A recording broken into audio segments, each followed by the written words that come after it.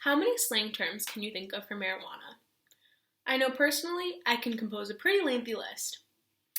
In today's society, many Americans are familiar with marijuana, whether it's from taking a DARE course in middle school or even watching a docuseries on it. However, it's still considered a Schedule I drug under the Federal Controlled Substances Act of 1970. After researching various journals and websites, I've learned a significant amount of information, all of which has allowed me to recognize the importance of creating legislation to legalize marijuana federally. Good afternoon. I'm Bella Hurtado, and today I will be persuading you to sign a petition to provide legislation for a federal law to make marijuana legal in all states.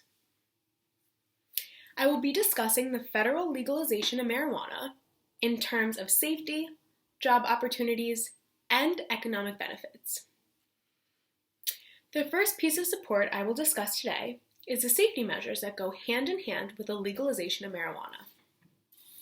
So there are many benefits to an individual's safety. First, the black market will cease to exist.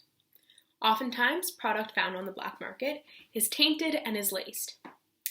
With the legalization of marijuana, dispensaries come about, and dispensaries eliminate the need for a black market and also regulate product. Because of that allows individuals to consume and purchase at a much safer way. I have a really interesting quote from an article from a blog called The Marijuana Break, and the quote says, "It turns out when you make something that was once illegal finally legal, people don't go crazy or develop addictions. They actually begin to consume the products with moderation. They also consume it far more safely because they can purchase it from a reputable source and not fear reprisal from the government." So that quote shows that an individual's safety will definitely benefit from the legalization of marijuana.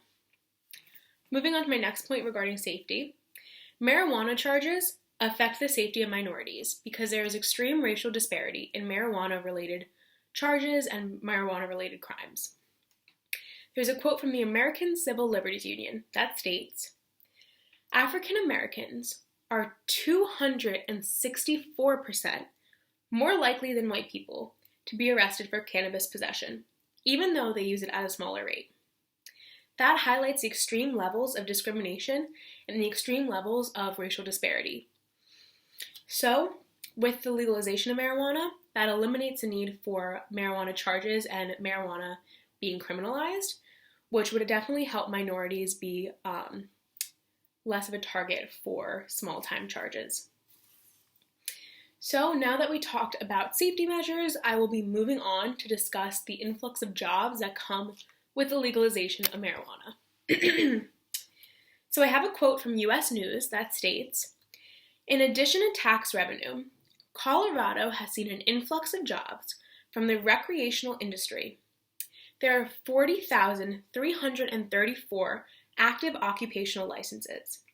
The same article states, "There are more jobs in marijuana than there are in the coal industry." So, those two quotes show that there are many job opportunities in the legal marijuana industry. I'd now like to discuss 3 different roles which offer job opportunities. So the first role would be the owner. This is someone who owns a dispensary or owns a plant operation. The second role would be the key employee. So this would be the grower. I have a picture right here that shows 2 different growers and their product. And the last role is the support employee, or the bud tender, who helps clients make their decision. So the last piece of support I'm going to be talking about today is the economic benefits that come with the legalization of marijuana. So I have an article from Forbes that read, "We learned that police are still arresting more than 600,000 pot offenders nationwide every year, mostly small-timers.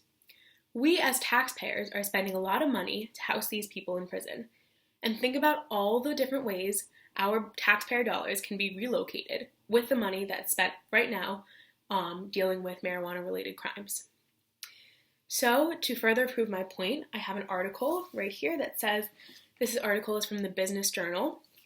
It states, "Since the start of our decade, Our prisons have incarcerated 12,000 federal prisoners and 33,000 state prisoners for marijuana-related crimes. The average cost of each federal prisoner was about $29,000. Every state prisoner cost taxpayers over $31,000. So that article from Business Journal once again proves that our taxpayer dollars can be relocated elsewhere to benefit the population instead of being spent for prisoners. An article from Forbes states that $1.53 billion is the amount of national legal marijuana market. So the national legal marijuana market is worth $1.53 billion. And it's estimated that $10.2 billion is the estimated amount that the national legal marijuana market will be worth in 5 years. Moreover, the amount of tax revenue collected in Colorado in just the first 2 months of 2014 was $6.17 million. So, if those statistics say anything, they definitely prove that the economic benefits to legalize marijuana is definitely very, very high.